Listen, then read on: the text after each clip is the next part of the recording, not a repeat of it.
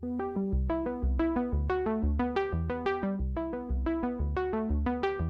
guys, gals, and non-binary pals, and welcome to the Fifth Trooper Podcast. I'm Owen, and of course, always with me is Isaac. Isaac, how's it going?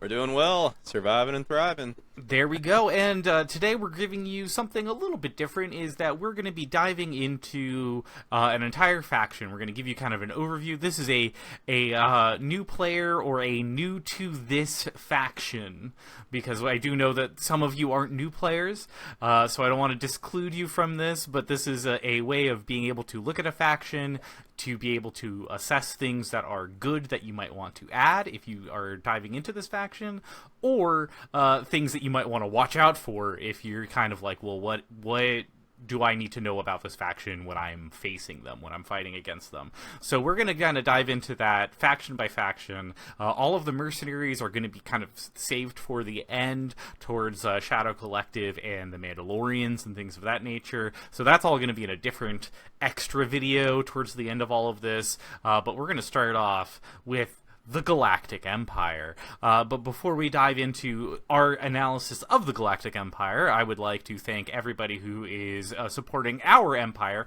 over at patreon.com/thefifthtrooper. We appreciate all of our Patreon members. You are the reason why we're able to do this. And if you're not a Patreon member, we still love you. You're also a reason why we're able to do this. Make sure that, you know, if you are feeling like you want to help support us, you can go over there at patreon.com/thefifthtrooper. And hey, if you don't have any money, that's okay. Things are tight. You know, groceries are up. I get it.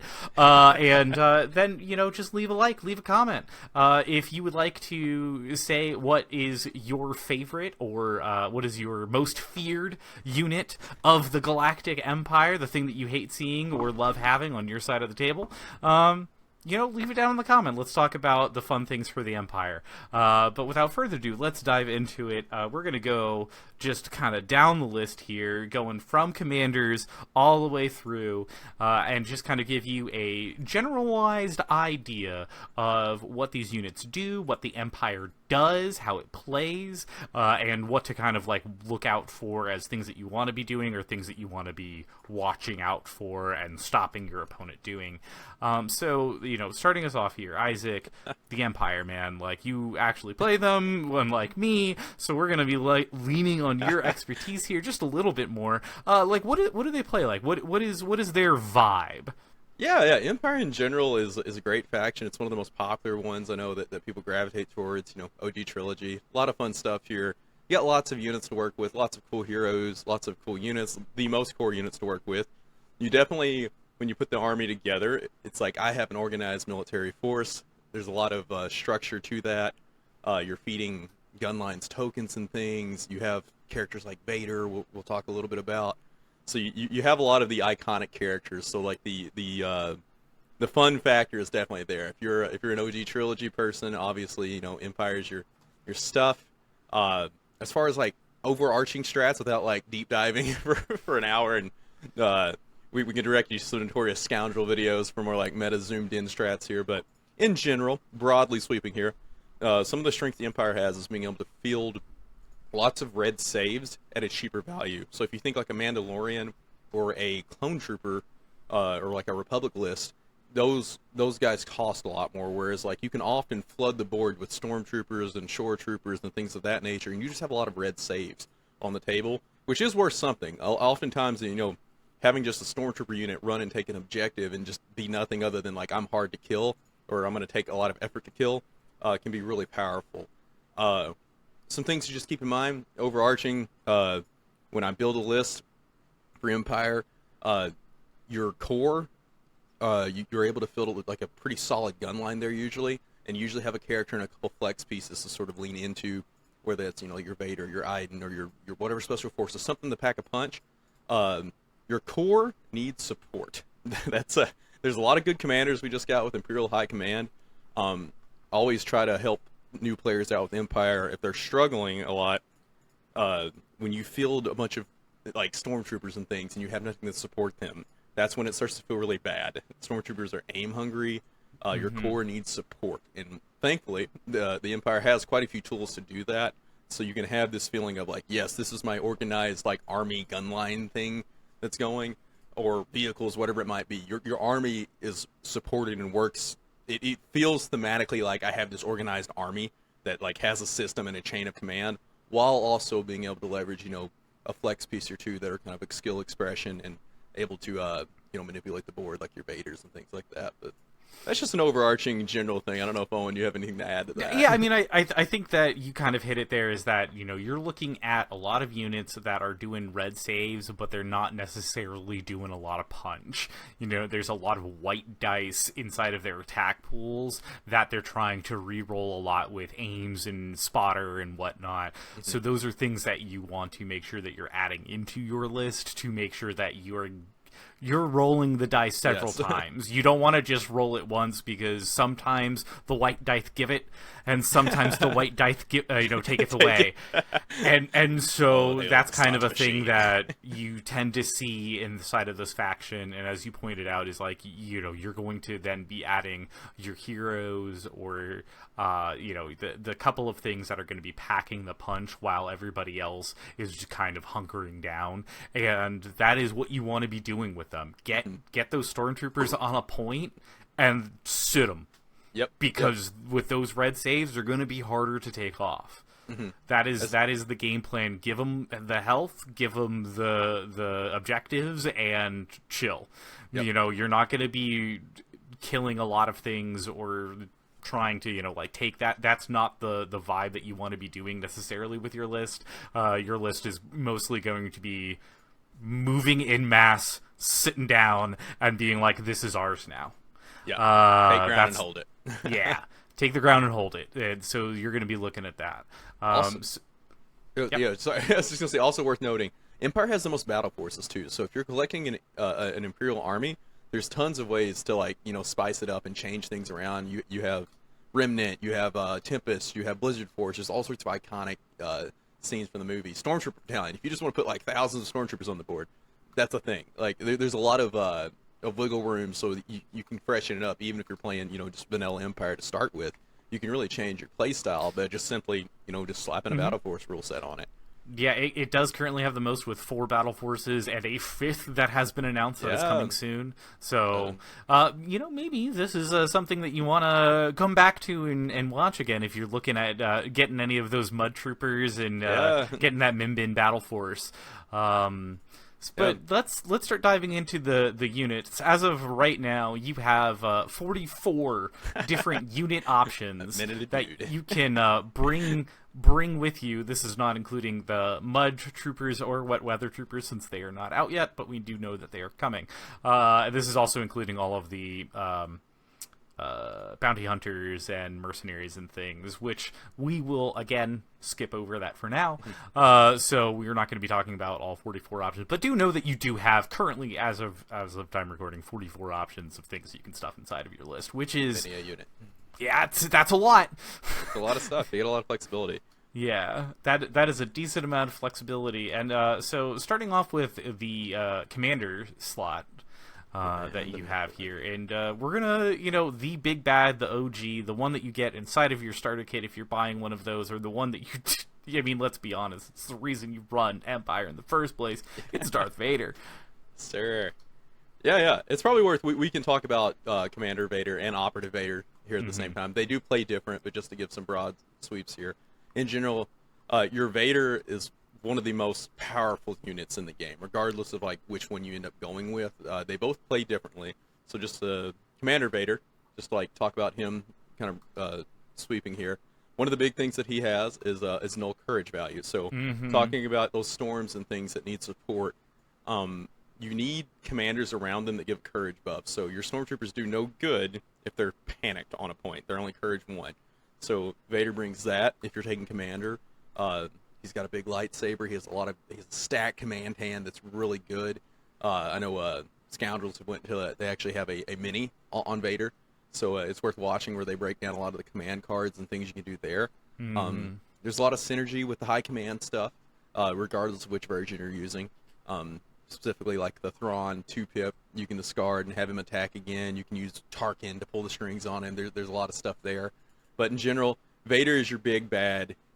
Dude, he's going to be able to like swing points by himself, and as you grow in skill as a player, you're going to be able to figure out what we call the Vader puzzle with all of his like force pushes and his ability to go multiple times with like Implacable, as the card lets him, activate twice. He's able to manipulate the board a ton.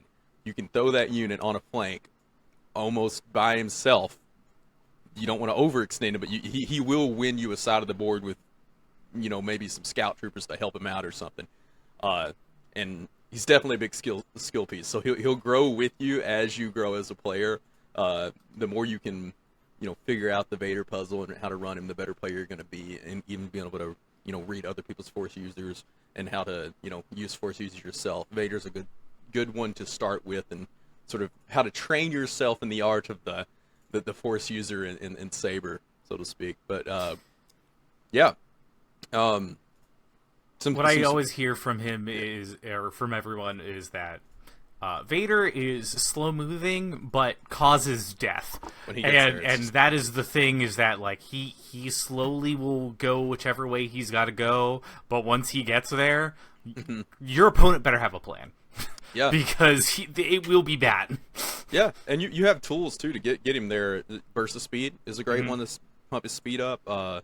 You can use his 3-pip Darkness Descends, however you want to divulge that or play it.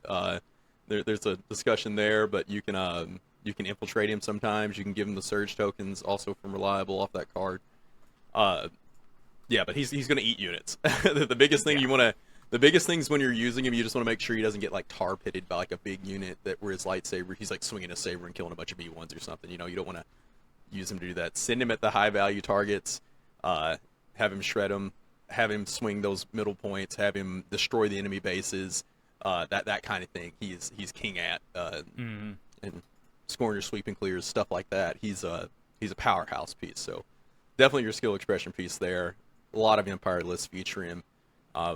And worth taking if you're running a Empire variant that can't take him. He's always worth looking at. Yeah, jumping down further now is we also have Director Orson Krennic. Yes, Krennic, deploy the garrison. Notably, I do not believe he is high. No, he's not high command, even though he's in the box. Little disclaimer there. Krennic's a great support piece. He's cheap. Spotter, you can give him the Binox, bump him Spotter 2, just 8 more points for him. That's usually how I'll kit him out. Notably, Cunning is powerful, so you can like win those pip draw-offs on the command phase. He also has Exemplar, so he can share his tokens. He's a good target if you have another source that targets things like, say you're running like a Thrawn, for example, with Strategize. You can target him with the other Strategize, and now you have more tokens to share. One very important keyword is Compel. Now, this is one that, in general, you always, maybe it's not a hard and fast rule, but it's one that I keep when I build a list. You usually always want Compel in the list, especially if you're leaning in the Stormtroopers or the Courage 1 core, as Empire often likes to do. You want Compel because it's going to keep your guys moving. It feels bad when your Stormtroopers or your core and like your main part of your force is kind of just sitting still because they got shot once. So Compel is going to allow you to keep moving even though they're panicked or suppressed, and they can't get over being panicked. But if they're suppressed, as they often will be, a lot of your units will be, Compel is going to keep them moving. And so Krennic's a good choice for that. I usually put him in all my list because he's cheap, he supports, he keeps the troops moving. Good command cards too. Yeah, and the Imperial Death Trooper, Entourage Imperial Death Troopers that he has is like, if you're running Krennic, you're putting the Death Troopers in. Usually, having one is great, at least. Yeah, if you can fit it, Death Troopers are cool. That's what we'll get into it. Yeah, we'll get into that further down. All right, and then next we've got General Tag. General Tag, not gonna lie, I haven't seen this guy a lot. I haven't seen anybody really crack the puzzle on him yet. He's still he's a support piece. Exemplar, Inspire, Calculate Odds, stuff that's good. Logistical Prowess is his special upgrade. He has some like token bank things that can be useful. I don't see him make the cut a lot, but he is a good option for a support commander if you want to try something different, a little bit off the beaten path, so to speak. One thing notably that he brings outside of the commanders is the ability to generate some green surge tokens at times using his command cards, logistical prowess, and things like that. You can start. There are ways to get surge tokens onto your already mini red saves, and when your stormtroopers start having surging red saves, they start feeling like Mandalorians or clone troopers with token sharing. So worth exploring potentially, but he's another support piece for you. Mm-hmm. And then continuing the commanders that are also support pieces, you have General Veers. Yes. Veers, the OG. He's your vehicle guy. If you like the ATSTs, we didn't talk about that, I guess, in our general overview. Empire has really cool vehicles. So you can build the walkers, the speed bikes, and things like that. They have the tanks that everyone seems to just always ignore, like, but they're cool looking. I don't know if they're good, but I at least know they're always fun to see when I'm at the store to see them. As time of this recording, Gav tanks aren't super popular, but I know that there's some work coming on them once we get that Mimban battle force, so maybe something to revisit there. But yeah, the guidance ground vehicle is really unique on him. You can put like standbys on vehicles that can't be peeled. That's fairly effective. Spotter 2, so you can do the same thing that you do with Krennic. Put Binocs on him. This guy gets you Spotter 3, so take an action, hand out 3 aim tokens. All Empire units want aims in general, so you want ways to generate it. This guy can do it. He's exemplar as well, so he can share his tokens. If you're going through like a vehicle skew, he's worth considering maybe swapping, in for like a Krennic or something, just to give some vehicle support and do some vehicle shenaniganry. Mm-hmm. Good old dude. Following up is Grand Admiral Thrawn, one that everyone seems to be using these days. Yes, the Blue Man. He's my personal favorite commander right now when it comes to Empire. He's able to generate so many aim tokens for you. There's a lot of synergies that you can combo in with like Imperial agents or other support commanders like we were talking about. Strategize too, so you can hand out an aim and a dodge. You can give it to himself, you can give it to your other exemplar commander, you can give it to a unit that just wants more tokens, because you can only borrow one from exemplar, so if you wanted to like double up on a unit, maybe you have like a super squad that wants to shoot, you can always strategize to double up tokens there. Direct is a big one. Direct triggers all the time. You don't have to issue an order for it, so he can give an order to a unit, which is really helpful. He's also exemplar. Tactical 1 is another one that's really helpful. That's part of why he generates more aims than a lot of these guys, is because when he moves on, he's also generating tokens. So oftentimes your play here, move on, tactical aim, strategize 2. That nets you 3 aim tokens, 2 dodge tokens. You're going to have plenty of green lying around to support the troops, so to speak. Also, kind of worth mentioning, he's not a schlep in combat either. Like, he throws 4 red. Like, he kind of can throw hands. Like, I have many a time I beat Hauntons down with Thrawn. He can throw hands. Now, he has duelists as well.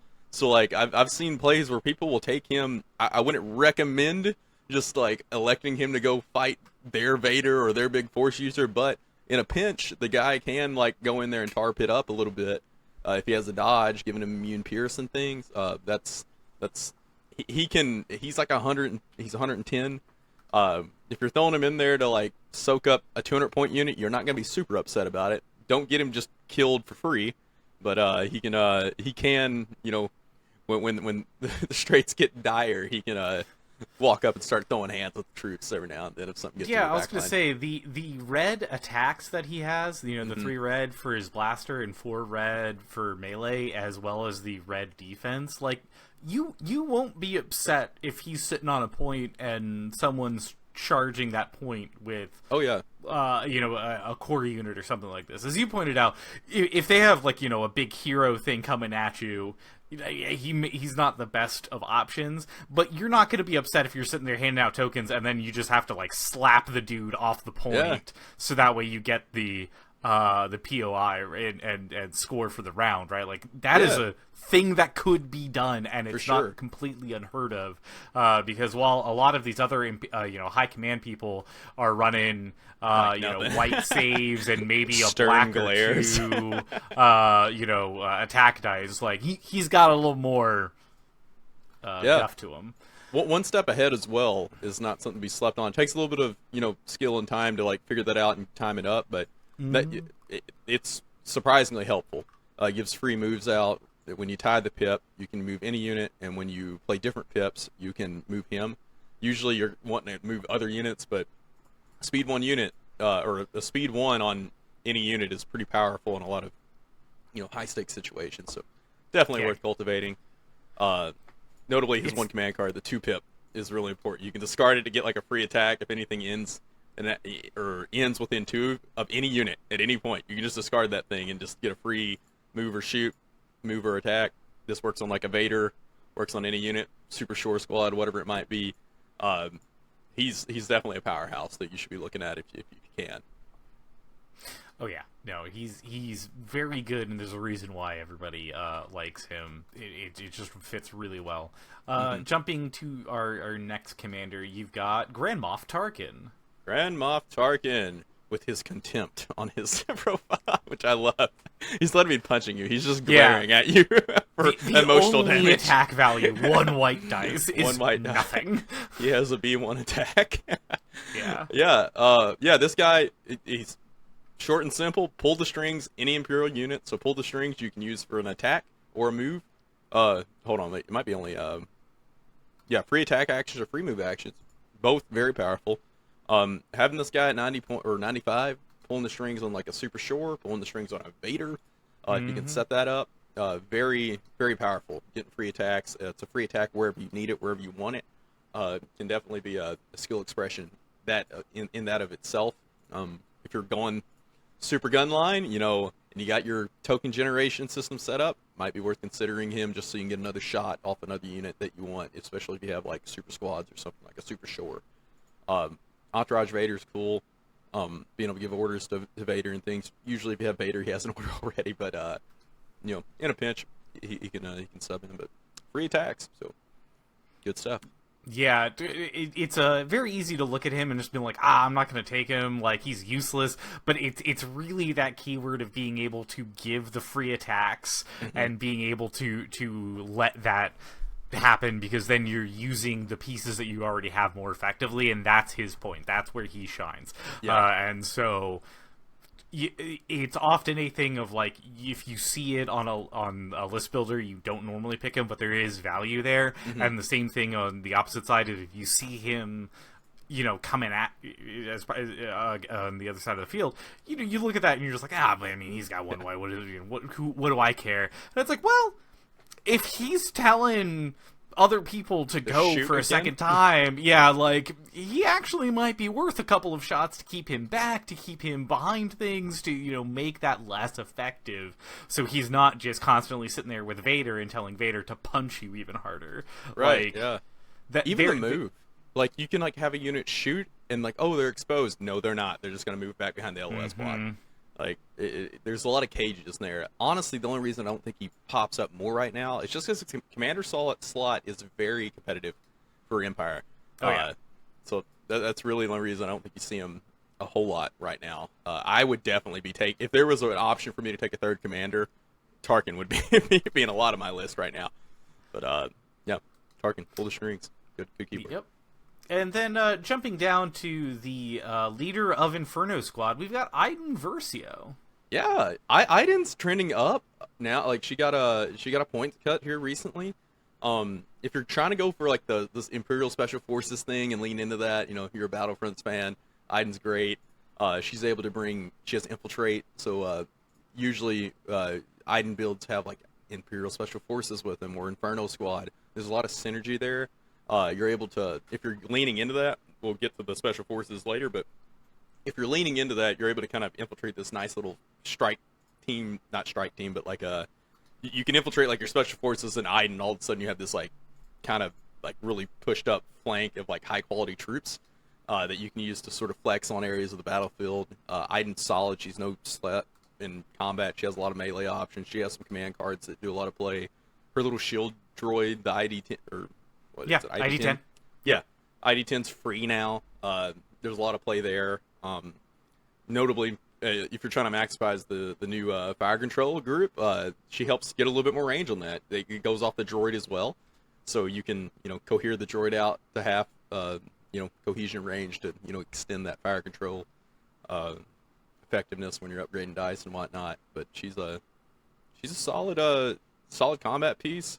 I really wish she was an operative. Is my only gripe with her, because again, it's the commander slot is really it's crowded. So, but if you want like this is my shooter commander. I want a commander that's up there shooting guns with the rest of the troops. Iden's probably your gal for that.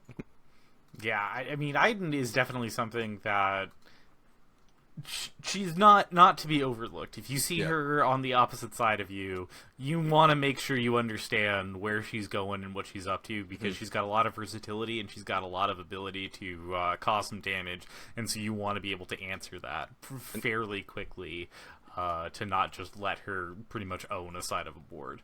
For sure. Her notable command card too is usually Tack Strike, which will let you drop to, I believe you drop to speed 1 and you get steady, so you can like, and tactical on the units you order. So like your units can move, shoot, generate 2 aims while they do it. It's a really well supported shot from like your special forces units. So it's a solid card. And as we just pointed out, you know, at the top of all of this, right, is like, this is exactly what Empire wants to do. Get those aim tokens and be handing them out. And so that's exactly the thing. Is like, you're doing She's hard that. to kill too. She often has backup. There's a lot of synergy, especially if you do some things with like security detail. That's an upgrade you can put on your special forces. They give like retinue. All of a sudden now you're getting backup from like your Imperial special forces. She's surprisingly tanky, because oftentimes people are going to have to be shooting through backup against her. So she sticks in, she keeps shooting, and she supports some troops too. Yeah, I mean, she's got red save dice with 6 health, which is nimble too.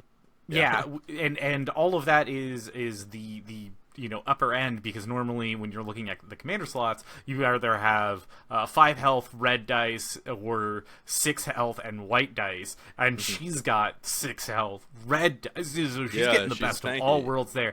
And courage value 3, which is the best that you can do other than null, right? So her, just that alone, you're looking at some of the best options that you can get inside of inside of that slot stapled onto her, and that's why she is worth as many points as she is. Yeah, definitely the best rifle in this slot too, best shooter out of all of these. If you want your commander to be packing a punch and doing things and not just sitting in the back handing out tokens, and even though she can also hand out some tokens, this is the piece that you go with along with Vader. You know, Vader's going to be punching stuff, she's going to be punching stuff. And then going down here, we also have the Imperial Officer. Yes, the generic. There's I believe there's a mini on these guys. There's a lot of ways you can build these guys out. You definitely want to consider them. There's a lot of combos with the officer and the agent. You see the agents more just because, again, commander slot's really crowded. But yeah, the officers, the customizables are great. There's a lot of different upgrades you can take. These guys can fill really any need that you're trying to fill. So if you're trying to build something specific, look at these officers. They might be able to scratch something that you can't quite do with the slew of high command and Vaders and Idens that you have here. But he's a worthy candidate if you're trying to, you know, go off the beaten path, so to speak. You're probably going to be using these models for the agents, though, for the time being, if I had to guess, in the more effective way. Yeah, the only reason I can see taking the officer is if you're trying to get it to do a worse job of something that someone else is doing for a cheaper price. Yeah, right? Like, if you're just cheaper. It's like, oh, I want to be able to do this, but I don't have 100 points or 110 points to get, you know, like a Thrawn out. You kind of go with this to try to mimic some of Thrawn's stuff for a little bit cheaper and for a little bit less effectiveness, and then you go, okay, that helps me save enough, you know, points around to get whatever I need to get to. Yeah, I wouldn't recommend. Yeah, I would honestly encourage you to just field the actual character that's doing the thing better. But yeah, you know, it's your world. You can do what you want. The Imperial officer's there. And rounding out the last of our commander slot here is going to be Moff Tarkin. Not Moff Tarkin, I'm sorry. Moff Gideon. Moff Gideon. Yeah, Moff Gideon. Los Pollos Hermanos himself. You know? No. This is your Remnant guy. So if you're running Remnant, you should definitely consider taking him. But also even taking him in Vanilla Empire list too. We saw him have some, he popped up in a lot of the world's lists from 2025. Very different meta than what we have right now, but his play, you can give him the Darksaber, you usually do, so it gives him a decent melee. He's good at, tying a melee unit up, sort of filling that role of, oh, I'm going to throw my, now 105 point unit into, a big, something that's died my backline, so you can, tie up with him, so he does swing a sword. That's kind of nice. But really, the big things here, Free Observe is nice. Ruthless is a big one. There's a lot of skill expression with Ruthless, so you can deal a wound to a unit at the start of its activation to make it get a free action, a free move action. So you can do a lot of peekaboo stuff here where you have the Storm Squad or whatever it might be, a Shore Squad, hops up, takes a shot. You're using Ruthless maybe for the first move. You shoot, you use your now second action to just hop right back behind LOS. Or move him onto the board even. Ruthlessing onto the board is a big thing. It extends your threat range. And especially with something like a Storm, you're just killing one dude and you're taking one white dice out of the pool to just go shoot another range band. That's a pretty big deal. And taking one wound to, go hide and not be shot by everything else on the board. I know it feels bad. A lot of people, when they look at Ruthless, they're like, I don't want to kill my own dudes. That's bad. Yes, killing your stuff is bad. But killing one dude so that you don't get shot, 3 or 4 times and lose the whole unit is much more preferable than, sacrificing 1 health so that way you are not taking 3 shots or 4 shots and being suppressed and all of these other things. It's being able to do that last little bit with an LOS, blocking terrain piece, it is worth it. There are times that's going to be worth it. Not always, but sometimes. Yeah, and it's actually 1 free action, so just to correct myself there. That has a lot of play with some objectives, if you're wanting to tap a supply run box or something, for example, or any of the secondaries that are now action expendable, you can use this for that, and that's powerful too. Mm-hmm. Yeah, so he's a pretty solid piece. I also would say that things like Moth, Gideon, Iden, Verso, Vader, a lot of these I think we're going to be seeing more often as well, just because they will be able to have fire control with them, right? Fire control. People are going to start playing a lot more fire control as that's being rolled out, and you got to be within range 1 of your units.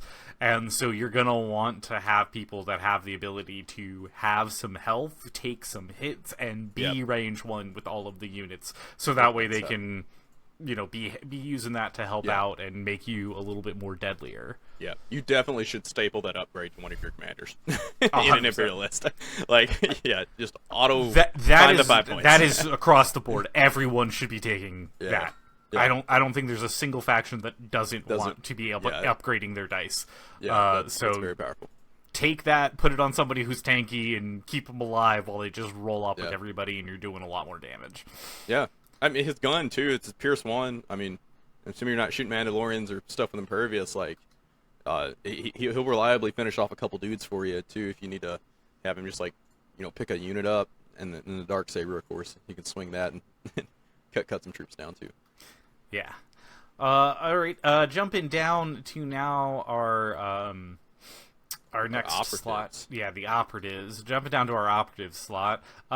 We've got, starting us off, is Hunter of Spectres Agent Kallus. Yeah. Kallus is... I'm confused. I don't see him played a lot currently, but he's a solid unit. He's 70 points. He's cheap. He can run in and... tie stuff up. He's got Bounty, which is cool. Charge, Free Observe. He directs a core unit. Immune Melee Pierce is a big one. So, throwing your 70-point Kallus into, an Anakin and just being I'm going to tie Anakin up for, 2 to 3 turns, even if he only does it for, 1 turn, which he should do longer, especially if he's full health. He's a great tar pit. Just throw him at whatever dives your lines and just have him sit there and dance with them. That's a great use of him. There's interrogate play and things like that, but even just a cheap unit to type a much larger, scarier melee threat, he can go into a Vader and probably survive 2 turns, or at least 2 or 3 swings if he's full health, because of the immune Pierce. Red saves. Yeah, he's pretty good and he's pretty cheap, so it's definitely something to keep in mind. We've already briefly talked about Special Ops Vader, but he is there if you are moving him out of the commander slot and putting him into operative slot here. Yeah. And like good speed 2. That's notable. He does feel faster. He's a little bit more forgiving if you. One thing with Commander Vader, it's really important where you put him, and he can't really recover from it. The speed 2 lets you be a little bit more flexible with that. You often see this guy with saber throwing things. He can move, throw a saber. It's a good saber. 3 red, Pierce 3 is solid with it, relentless. Jedi Hunter's helpful in things when fighting other Force users. But yeah, pick your flavor of Vader. I'm an Op Vader guy personally, but 1 less health and Courage 3 is the difference from him and his commander counterpart. But he's a solid guy. He will clean points up. I love my Op Vader, so learn the puzzle. Yeah, having him for just a little bit cheaper too. So if you're trying to squeeze Vader in there, but you don't have the 170 points, yeah. All right. Put trainings on him too is a big thing. Yeah. That's one big difference. You put like Into the Fray on him, so he gets surge tokens and tenacity to get him back up to 6 red. All that stuff is useful. Yeah, and then jumping down the list a little bit further, we've got Fifth Brother. Yes, Fifth Brother. Fortunately, we haven't seen this guy in this mode a lot. He's very awkward, hard to play. Hopefully something gets done to fix him, but the Inquisitors are somewhat difficult to run. Notably, he has a squad upgrade that's trending, and he gives some Pierce to some Riot Troopers or something. Yeah. No, what makes him hard is he doesn't have charge is the big thing until he gets enraged. So most of the time your opponent is just not going to shoot him, so he doesn't have charge, and then he's kind of sad. 5 black's not great either. The Ram too and everything's great, but he doesn't have charge to trigger it until he's wounded, so it's a little hard. But Fifth Brother is kind of in the bottom of the bucket right now. But if you want to run him, hey, go for it. I would not be extremely shocked if he doesn't do much for you, though. Just the disclaimer on that. Yeah, and going with him is also the Seventh Sister. Right, kind of same boat. Yeah. I mean, they kind of feel very much the same. Also, for some strange reason, as I was doing research for this, I've discovered the fact that their resculpt, or not even a resculpt, their repackage that is currently available for pre-order, $5 more than their previous one, and you can still buy their previous one pretty much anywhere. So, yeah, I don't know. Same sculpt, same plastic, more money? I don't know. Look Seems for the old cheaper box. Yeah, I would just find the old box and just print out the new cards and call it a day. Like, save yourself the $5. The box is worth the squad upgrade for Fifth Brother is pretty useful in making a core unit turn into like a melee kind of piece. So it's not the kits pretty gets you some value there. The characters themselves, unfortunately, this time are a little bit hard to run, but you can do the Inquisitorious training on them. That's their special thing. It'll shut down force powers. Not super prevalent right now, though, as of filming. But if you want to do a thematic thing, there they are. Yeah. Also, with the Seventh Sister having to associate with the Fifth Brother, it's like I don't want to spend almost 200 points to have both of them filling up my op slot, right? Like, there are so many other things that I could be putting there, including Op Vader and Callus and various amounts of bounty hunters that I'm just like, yeah, I'm good. I don't need this. And they're not gonna, like, they look like they should run into, like, a core unit and just, like, shred them to bits, and they're just not going to. The 5 black is not gonna get you a lot. Yeah. They're there. They're there. They exist. They're still there. Imperial Agent. You want to talk about? Yeah, I was going to say the last one is the Imperial Agent. Yep. Yeah, the Agent you definitely see a lot more. There's a lot of synergy, specifically if you're trying to get your token bank going here. If you take the Tip of the Spear one that has tactical and aid Imperial unit, so you can be moving around, handing off tokens to your your exemplar commanders or just units that want aims. If you're trying to like super turbocharge a shot, like maybe it's a super shore or something, maybe you have Tarkin, you're pulling the strings. All right, let's give that short trooper squad like all the aims so they can just keep shooting. And being able to give the tactical, like just to lay the scenario out, so you have Thrawn, move, strategize. Okay, there's 3 aims generated off of that, and then you have this tip of the spear guy run out. That's another 2 aims. So now you have like 5 aims for probably your 5 core units that can really utilize them. It's a good combo. Mm-hmm. Weapons and stuff too. The heavy blaster giving you target is helpful too. There's you could direct from Thrawn or coordinate or something. You could direct this unit or just give them an order the old-fashioned way. It generates another aim that you can then hand off to somebody else. If you're running the blaster pistol, you can also get these guys out to be kind of a melee sponge too. Give them their the stun batons and the riot baton and things, and maybe give combat armor is expensive, but you can build these guys out to be sort of a melee sponge too. They're a Swiss Army knife that doesn't compete with your precious commanders a lot. That is the one thing about any of the customs is that, like, depending on how you build them, they could be good or decent at whatever they're up to. Yeah. So sometimes there's a good reason to have them in your list to be able to fill some slots up and to get them to be able to do things that your list might be lacking. Yeah. Like, that's a good use of them. Yeah. They synergize well with the other stuff already there. Yeah. All right, now we're going over to our core units finally. And starting us off with the core units, we've got Shore Troopers. Yeah, Shore Troopers. These are the prepared position unit that Empire has. You often see these guys being taken in super squads currently, so very popular thing to add the 5 guys in there, put the heavy weapon on there, pull the strings on the unit. Sometimes people give Overwatch to these guys Sentinel to them so they get Overwatch. Or maybe I'm confusing those words. You can extend the standby range on these guys, and so notably like Krennic and Moff Gideon have some standby cards that'll give out standby tokens. So there's some play there. These guys will pack a punch. It's a lot of dice. They're one of the, I think they're the only unit that throws black. Yeah, they're the only core unit, at least standard core unit, that will throw black on their range gun. Long shot's also a big deal, so you can use it to threaten further ranges with the plethora of aim tokens you just generated. So you can definitely give them a volley from these guys and remove some dudes. And Mini actually just got put out on these, so if you want to deep dive into the unit, it's definitely worth watching. These guys are solid. You'll see them pop up. So and of course their mortar team was suppressive. That you're potentially putting out 3 suppression onto your enemies.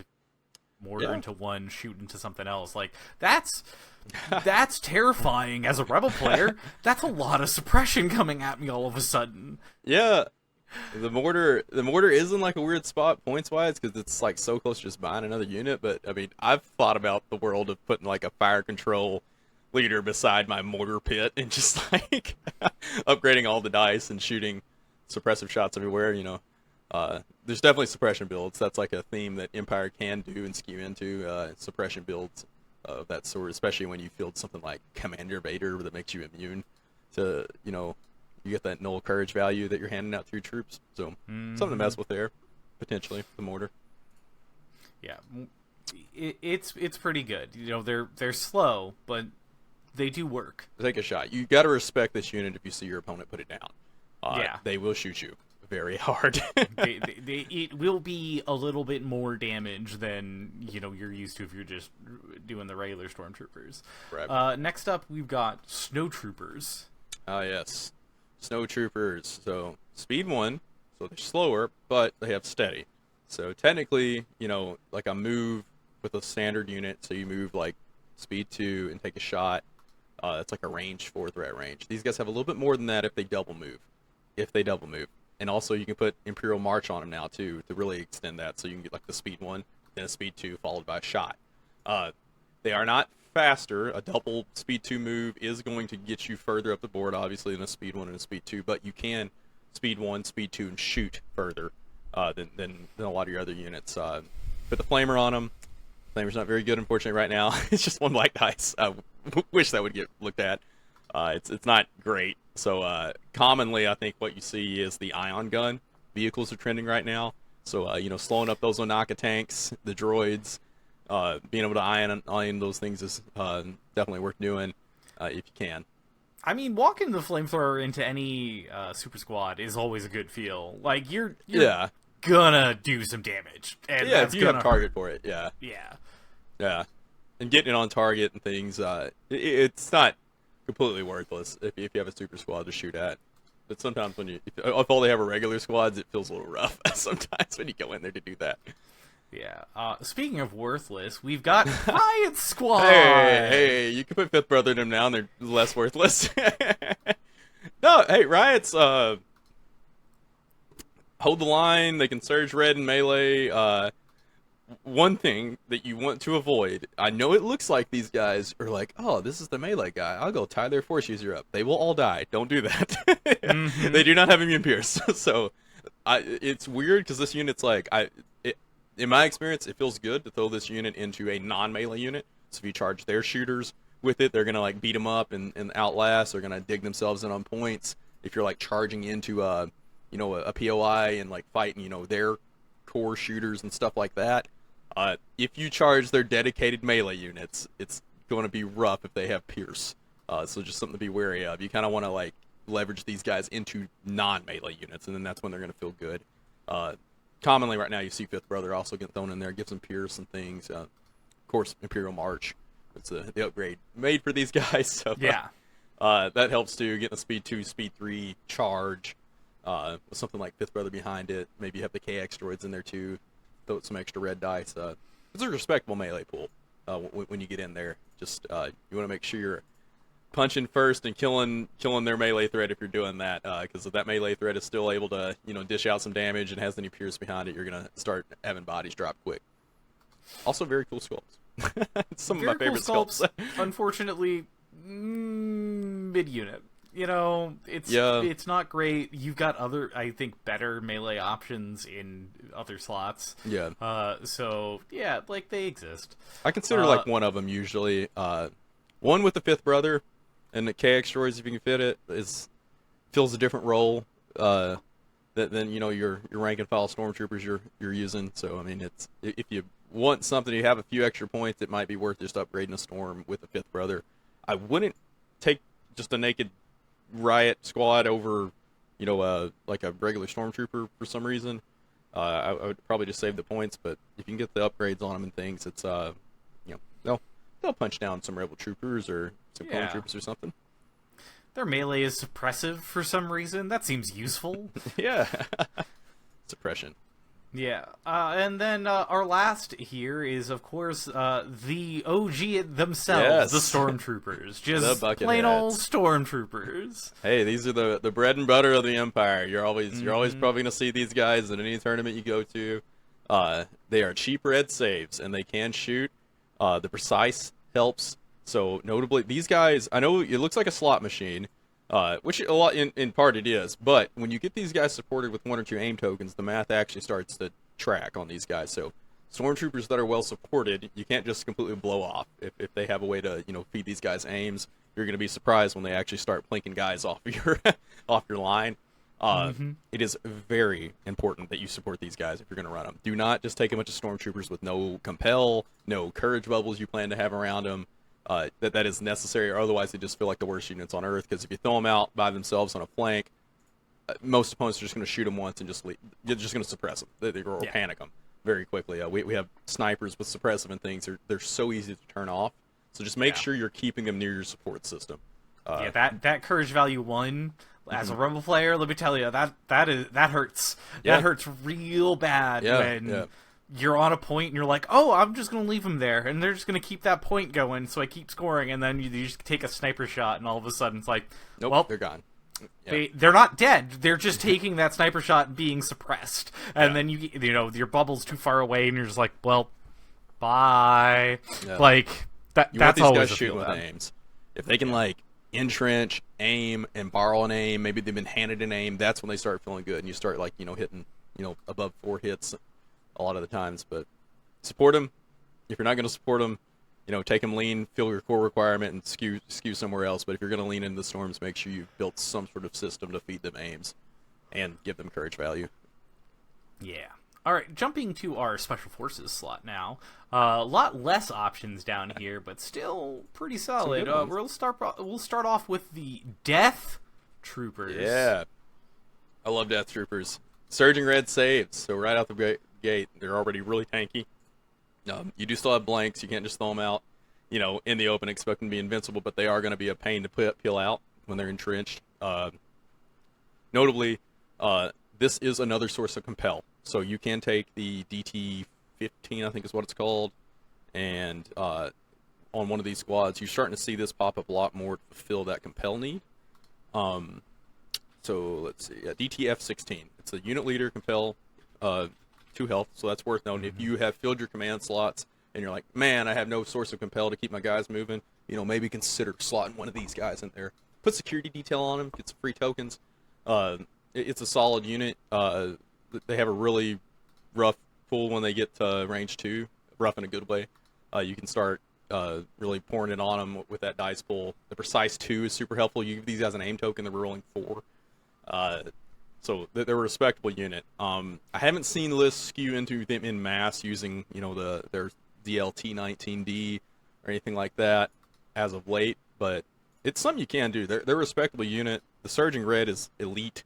It's literally the best you can get. So they'll bring the pain. If you're using Black Ops, the advantage, you can infiltrate a squad of these guys and kind of go for the range 2 shot off the rip.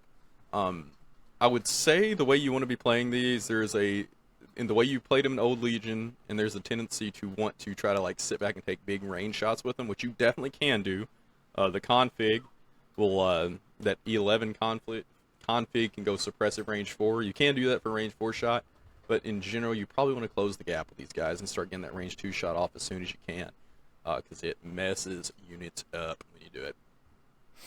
Yeah, no, these guys are things that you need to watch out for. Yeah. Speaking of watching, let's go over to our Imperial probe droids. Probe droid. It's like my favorite Special Forces unit, I swear. These guys are awesome. I love them. They're just bebopping around. Observe 3 is a big deal, so it's a free action notably. They're speed 1, but they have infiltrate, and they have thumbs still. So you can use these guys to go tag, the supply runs that you don't want your big core units or your evaders to do. You can just have them kind of bebop over there and do it. They count towards POIs. They have self-destruct. That's always fun, right? Run them and blow up in the enemy face. That's a fun time. Their biggest strength, honestly, though, is activation padding. So, if you're taking, if you're not doing, scouts and strike teams, I always try to fit as many probes in as I can. 1, for the act padding, but 2, they do offer quite a bit of utility on the observe. I have a funny Tempest Force list where I have 5 of these in it. And let me tell you, when you shoot something with an ATST that has 15 observe tokens on it, it is a glorious time. So don't sleep on them. No, I definitely think that this is something that people they ignore the probe droids pretty easily because there's 4 health and it doesn't do anything really on attack, a little bit but not too much. But it's also the thing is that they observe for free. And so they're making everything around them deadlier to your forces because they're letting they're basically handing an aim and a half to anybody who wants to shoot that unit. Yeah, and so that's always the thing that's just guys, you can't just not ignore them. You got to do something. Right, and that also, I know the 2 black, 2 white not surging, that's not the biggest dice pool in the world, but there have been many times where, an opponent has, ran, a naked core unit up to one of my flanking points, and I just have, 3 of these guys sitting there, and they're just completely disregarding the probes as a combat threat. They can still observe and just shoot you in the face. They can aim, observe, shoot. They're probably going to get, 3 to 4 hits if they do that to you. And so, there's 2 or 3 of them just hanging out as they often are, just on a point, observing stuff. They will shoot a naked core unit to death, and they cost nothing. So, it's you gotta respect them a little bit, because they don't be surprised when they turn around and start shooting you in the face either. I mean, it's nothing to write home about, but they will finish off naked core units and things like that pretty reliably. Oh yeah. Next we'll go with Inferno Squad. Yeah. For all of our Battlefronts fans.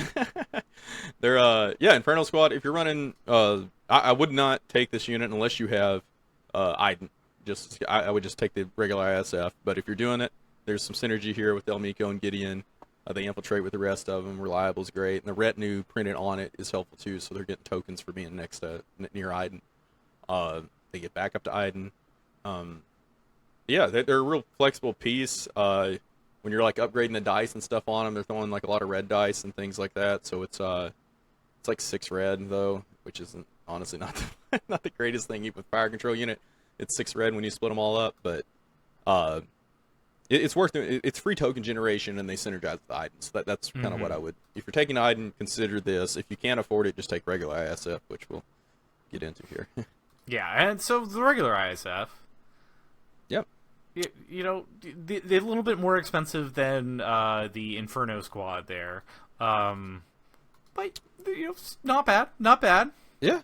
They're a 74-point unit with their heavy weapon. So for 74 points, you're getting something that can throw, at base, 6 black, 2 white, critical 1. It's not bad. That's like clone trooper infantry with a heavy cost. They're going to infiltrate. If you're taking Iden, or if you're just taking 3 of these guys, you can infiltrate 3 ISF and 3 probe droids. That's 6 units that just infiltrated. They can push, you know, your outflank, not out, well, your, what's the one, the one with a crazy deployment zone that I'm blanking on. Not Cauldron. No. Contact. Like, yes. yes. If you see people, if you're seeing these guys across the table, you might want to avoid contact. If you have a bunch of these, you might want to take contact. Because you're going to be able to infiltrate quite a bit up the board, especially if you have, like, Iden, 3 of these guys, 3 probe droids. That's a lot. That's 7 acts that are going to, you know, be infiltrating up the board. These guys are often going to be able to pop in and shoot. If you're using Iden's, you know, tac strike with them. This also applies to Inferno Squad, but getting the extra aims, the steady and stuff is helpful. And these guys have a surge token for their red saves, too, so they're a little bit more durable. It's not full red saves, but they'll at least be able to, you know, use one of them, which often is all you need. And then rounding out the list here is we've got Scout Troopers. Yeah. I love my Scout Troopers. My diet budget-friendly ARC Troopers is what I call them. I love Scouts. Notably, taking the Scouts gets you access to now start taking the strike teams. But Scouts are great. They're 48 points. They're so cheap, and they always trade up. These guys will evaporate like tissue paper, so do not, you know, the low profile helps. Maybe you're putting, you know, hit the dirt. White saves on them. Yeah, white saves. One of the only white saves. That is a thing that I always, like, every single time I play with an Empire player and they have these guys in their list, they're always just, like, grabbing the red dice and going, oops, wait, and then grabbing the white ones, because they have to remember, these are white saves. It's one of the few white saves that you have in the Empire list. Yeah. If you're, if you're rolling red saves, they're gonna feel really, really good. But, Scouts are great. They're cheap. I find myself always wanting to take like 3 of these and 3 of the strikes, or 3 of these and 3 of the probes if for some reason I'm wanting to do something specific with it. But they punch above their weight. You should look at these things as one, they're courage 2. So they can, you know, kind of swing on a flank a little bit better than like a stormtrooper can. But I just run these guys up. Turn 1, they're going to go maybe run and hide somewhere, get set up for turn 2, and they're just going to jump out and kill more than they're worth. They're 48 points. In most squads, you only have to kill like, you know, maybe 3 models before you basically bought the squad back. If you can afford the Sonic charge too, they start throwing a red and black apiece. That's brutal. If you can get that shot off at range 1, it destroys units. It's a really powerful shot, but they are the Empire's glass cannon. So they're cheap. They're going to trade up. They're going to die. Don't be surprised when they do, but they're going to be. They are usually going to take, you know, especially running like hit the dirt. They have low profile and things like that. They are going to take a little bit more effort than your opponent wants to exert to kill a 48-point unit, and that's one of their biggest strengths as well. It's like, I have to deal with this. If you see them across the board, you know, you can't just like let them run up and just keep shooting you. So you're going to have to kill them. But it's also going to take a little bit more effort than you would rather exert to kill, you know, a little 48-point unit. And that's their biggest strength. They're annoying and cheap. And as you mentioned, you know, they do have the strike teams, which are things that you'll be able to get in our next slot here in the support slot. So let's talk about the strike teams of just like, strike teams just good, man. Snipers are... Strike team's good. They are good. Having the sniper team and being able to just roll the dice and just been like, hey, auto, you know, wound on something, that's never a bad thing. People like that. Yeah. Plus, being able to start putting suppression on people from farther points, you know, you have them on a back point or something, and you're being able to still have them committing and helping out whatever's happening in the center or on the other side of the board. Like, you know, have some of these in your list. They're pretty solid. Yeah, if you're taking scouts, definitely try to fit the strikes in. They so much utility there. The overwhelm and the suppression too. maybe you did the unthinkable and your opponent, or maybe your opponent did the unthinkable and they threw a storm out on a flank point by itself. That storm's worthless now because you just shot it once with overwhelm. One thing to note, I'm starting to get on the train of running sabs in my strike teams in general, just because the incognito keyword is a big one. They're a pretty reliable anti-armor threat. You're not going to be able to shoot them. They're going to walk at whatever they want to with an explosive briefcase and throw it, and they're like 20 points, like a scout. 38 points for it and the Saboteur, right? Add addition on there. So like that's not a lot of points that you're spending on something that with that incognito can get pretty damn close, and then just being like, yeet. Yeah. I mean, if you just chuck 3 of these guys at their like 150 plus point armor piece and just destroy it, you feel great. Oh yeah. Yeah. You spent maybe less than a little over 100 points for having 3 of them go at it, and they spent over 100 points trying to make their take super good or whatever. Like this would hurt. This would hurt. Yeah, and they can like deceivingly just kind of walk up the board. You can even be aggressive with them. You can just walk 3 of these guys at an opposing point and just stay out of that range 1 band, and then just all of a sudden you're like, all right, I'm just gonna go like hug this activated unit and take this point from you with my 3 strike teams, and also I'm gonna hit you in the face with this briefcase because it's a melee weapon that I can use multiple times. Satchel charges. Yeah. Historically accurate display of those right there. People that wish that they were as good as the strike teams as the range troopers that are also in the support slot here.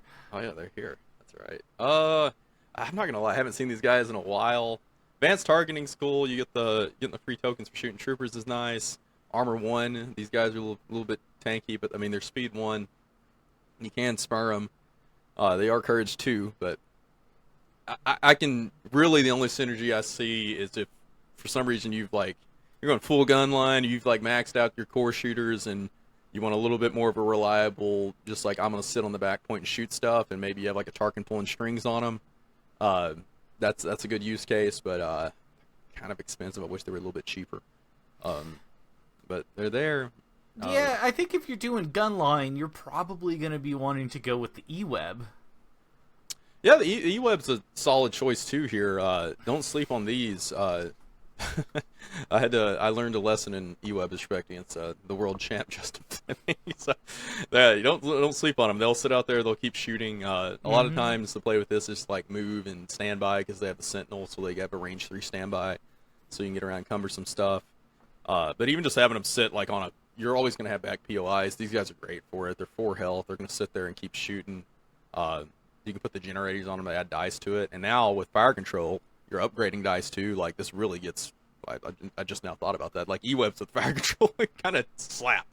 So definitely a good choice. If you're looking, have a kind of an odd amount of points, you can slot a couple of these things in, and they're gonna just they're gonna be your bunker. Just gonna fire the machine gun. That's all you do. Exactly. And then if you're looking for something a little bit more mobile inside of this slot, we do have the Dewback Riders. Ah, yes. Dinos. I love Dewbacks.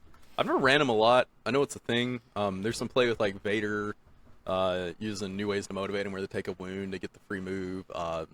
These guys will run in and eat stuff. You can put flamers on them. It's all sorts of fun there. Relentless is a big one. Move, shoot. You can spur these guys. So these guys are really quick. 2 speed 2s, you shoot a flamer. Ouch.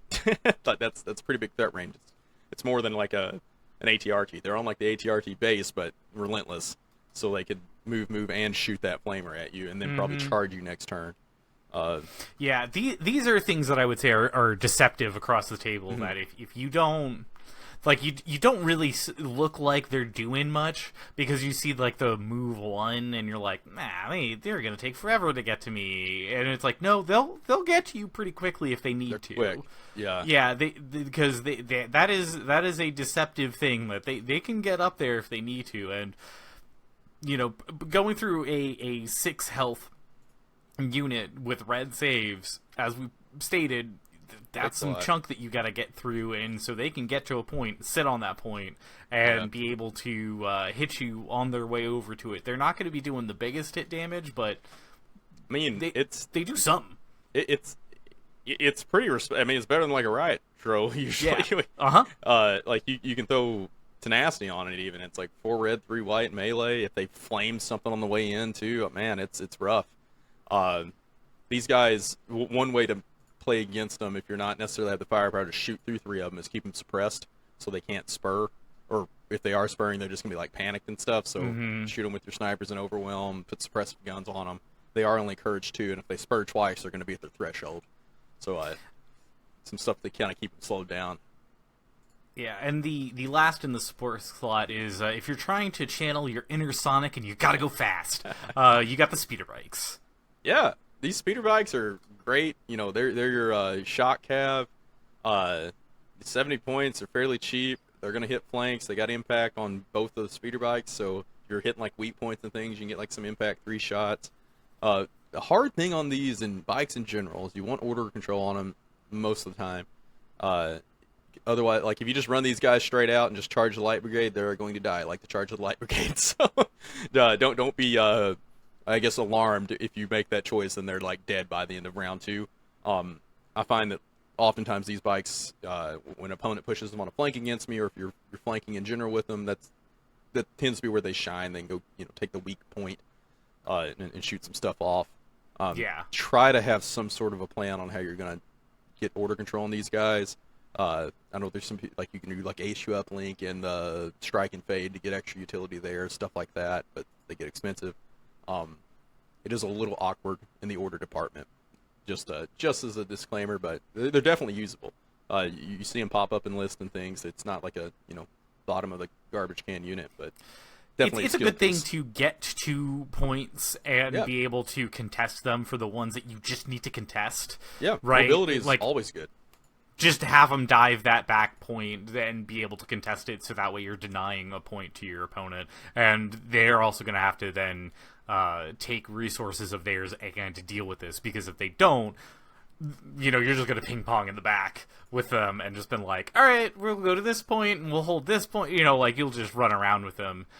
So it does need to be dealt with in an efficient manner, and so that's why you gotta make sure that you're positioning them carefully, that you're not gonna let them get just dumpstered when they come around the corner by just like a regular trooper squad, and then you're like, because their defensive tech isn't exactly there. They're very light on the health, like their on foot counterpart. They are still white saves.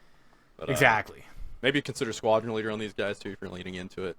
Get to re-roll the dice, especially if you're building them in mass. But... Yeah. Moving to our last spot here with the heavies slot, and starting us off is also, white saves. I don't know why I would take it. It's the ATST. No, the ATST's awesome. We love the walkers. They're iconic. They always grab people. They're like a billboard for the game. Oh yeah, they are. They look so cool. Tempest Force is kind of where these live the most. I'm a fan of Tempest Force, so you can field 3 of them in there and a bunch of scout troopers. It's a fun time. Most other lists you're taking 2. If you got like Veers or something, if you're going to lean into ATSTs, I would look at Veers. There's a lot of synergy there. Throwing a standby token on these guys with his guidance vehicle. They got Arsenal too. Usually the way these guys are kitted out, you're going to put that, pull it up here, you put the pilot on there. That is the Imperial Hammers Elite pilot. Give them surge to hit. That's going to really be helpful. And you're usually putting the rainbow gun, so the twin light blaster. Sometimes if you have the points, you can do that. The blast grenade launcher is also a good choice to get over cover. But if you're trying to build them lean and mean, it's usually, Imperial Hammers pilot, and then, the twin blaster, so you're throwing triple rainbow. That's a pretty good shot, especially if you got things to support it. So again, like these guys can use the support too. Give them aim tokens with your Veer spotter, or give them observes with your 5 your 5 probe droids, stuff like that. 9 dice ceiling, so I mean if you can get it modded enough, it's gonna be pretty good. Yeah, 5 armor is also a thing to remember with these guys. Like that is a thing that you gotta bring something that's either going to be that's getting over it, that's getting in there, and because 5 armor is going to be hard to get through. I know that my first tournament that I played was against somebody who had Tempest Force, and so they had 3 of these, and I just quit the match before we started because I was like, I got no impact. I had like 2 units with crit, and I had nothing that was like larger than like a 6 unit like core squad, and I was like, I'm not getting into this. Like I lose on army building alone, right? Like this is a thing that you need to think about before you show up to play against, because if you have this across the table from you, you have to have answers, and if you don't have answers, congrats, you've lost. Yeah, there's enough armor floating around in the game right now with like Onaka Gang and stuff like this that it's worth having some sort of an answer to armor. And if you didn't, and you get matched up against this, it's going to be a game of smite the villagers, and it's not going to be a great time for you. No.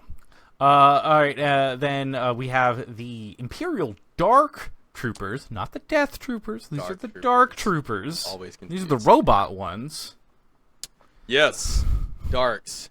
Gideon synergizes really well with them. He has a command card that can, you have something I want, you can move these guys like across the board. They can activate twice. That's the big thing. Unstoppable.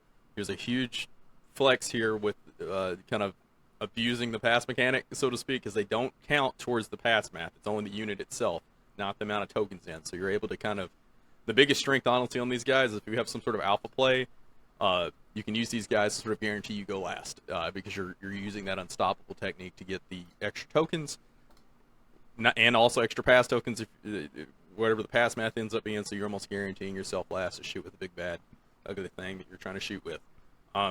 Plotting, not great. They can only move once per activation, but they are activating twice. 2 health apiece, armor 3. They're chunky. It takes a little bit of effort to kill them, and you know it's not the worst pull. Like if you, they're not going to just rip units off the table, but I mean if you're taking like just one with the, so you slot the assault cannon on there, that's 7 black, critical 1, and they're usually going to have like aim tokens and stuff too if you're supporting them, so it's not the worst thing ever, but you don't want to usually pay 144 points for something with those 7 black. The unstoppable thing, if you're like scratching your head like, why would I do that? You should look at unstoppable and kind of experiment with what would I like to go last here? What would I like to set up here? That's kind of where they shine. And then jumping next to the LAAT Patrol Transport. Yes. Haven't seen this pop up a ton in Empire. It has transport. Yep. So it's one of the 2 transport units. That's notable. If you do have something you're trying to throw up, maybe you do get the Riot Patrol Squad with the, Dark Brother or something. You have a melee unit you want to throw up. It is a shame you cannot put characters in these anymore, because this used to be Vader's party chopper. Unfortunately, it is not anymore. So that's sort of why its stocks have plummeted. But you can get these things out to be a little gunboat. If you're doing that, though, it's kind of a weird, like, okay, just take the ATST is kind of where I stand on it. Yeah. Just you get a little bit more utility. The ATST does more damage. It blocks line of sight. This thing does not do any of that. So, and the fact that it's so tall normally means the fact that you can see it, and you can get it's visible. Yeah. Yeah, like, every time that I have played against somebody who had this, like, yes, the transport thing was a problem, but I was able to take these things out before they got too crazy, just because of the fact that it's like, well, all of my units can see them, and so I just shoot them. Yeah. and then we deal with that, right? Like, that was always the issue, was that, like, it really wasn't doing a lot of damage for the fact that I could just pinpoint, waste a turn killing it, but then it's gone, and then I have free reign on being able to deal with everything else then. Right. I mean, if you are putting shells on these guys, the pull is technically better than an ATST, and it is cheaper, but it's not... I know there's people that... if you like the gunboat variant, it's definitely a thing you can do. I don't want to like discount that and disregard it. You can do you'll fly in helicopter gunboat, door gunners, things like that.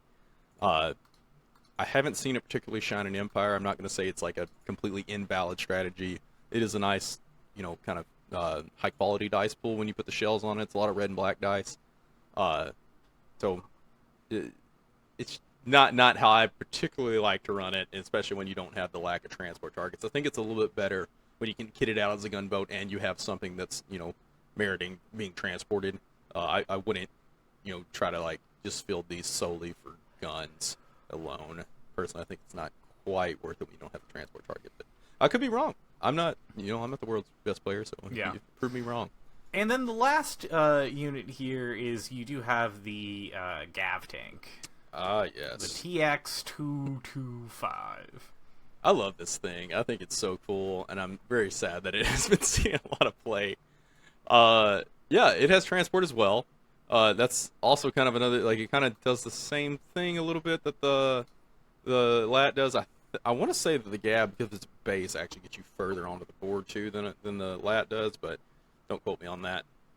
It's got weak point sides and it's got very big sides, so that's kind of a thing. Yeah, make sure you're not, giving them the broadside shots. But usually when you build this thing out, you're going to put the same pilot you put in the ATSD, so your Hammer's pilot. It's going to give you a surge to hit on that, and you're going to select your hard point of choice. Usually it's the pencil mounted RT-97. Those are red 3 white on top of that. You can put door gunners on it as well, so you can get some extra shots. Kind of do like the Wheelo tank thing, where you shoot your main guns, then shoot the door gunner after it. Just not the most efficient thing point wise. It is red saves. It is armor 5, so it is red armor. The lack of really juicy transport targets, I think, is part of the issue here. If I'm taking armor purely for like armor killing, I'm usually going ATSDs or something. Taking a Gab tank, I mean, I don't even think the Gab tank, I haven't done the math, but I don't think the math on that is as good as the LAT even, and it costs more. The tank does, that is. So if you're trying to go like gunboat thing that isn't ATSD, I'd honestly would probably go towards the LAT with my gut here, but yeah, if you're really trying to do a transport thing, I would definitely go the patrol transporter over the occupier tank. It is 8 red health. I don't want to like that. It is. Yeah. I mean, it's tankier. I'm curious to see how this unit gets reworked. I know that it's been talked about that it's getting some love, so I hope that it has some tweaking here to give it its glory back. It's a cool model. Give it that World War I tank feel. I don't want to say it is obsolete, although a lot of people would say it's obsolete. Just saying. Yeah. And if you're looking at trying to put together any of the things that you've just heard about, or you're thinking about, you're like, hey, I want to buy into this, how do I get an Empire list going? You get the starter boxes, and you get 2 of them. Yeah. And you go from there. That will get you enough stuff that is the best of value. I have done many a maths trying to figure out the most and the cheapest way of doing this. And, like, technically speaking, there is a thing that you could do with buying only one and then pulling what do you call it? The fifth brother and seventh sister, and like kitting them out with a Gideon, because Gideon, you can find just the Gideon model for $20. And so Gideon for 20, 30 for the other ones. You can push yourself toward for the extra 400 points.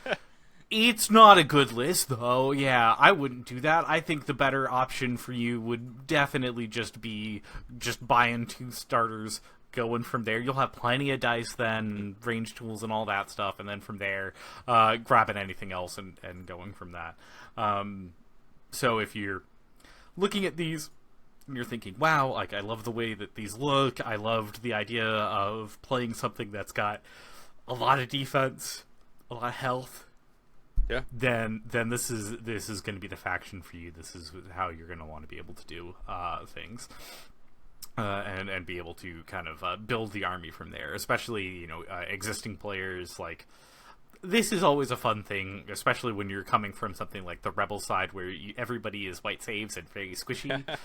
It's nice to find somebody who has red saves that is like, oh, I could live. Okay, yeah, you don't just evaporate. Yeah. Yeah. Oh, the starter armor is definitely a good deal. You get all your scouts and you get all your storms. Like, you already got the makings of a good list right there. You're just picking your Picking a few extra units that you want to use to skew into, but yeah, you can go anywhere from there. Definitely.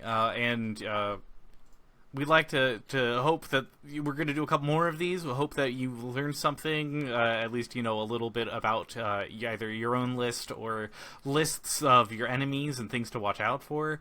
We're going to do a couple more just so that way we can cover the factions and be able to, give that information to players of, this is stuff that you should be aware of, that you want to be either building with or watching out for, like we said at the start. And we are making all these videos for you guys because we do it all for the love of the game.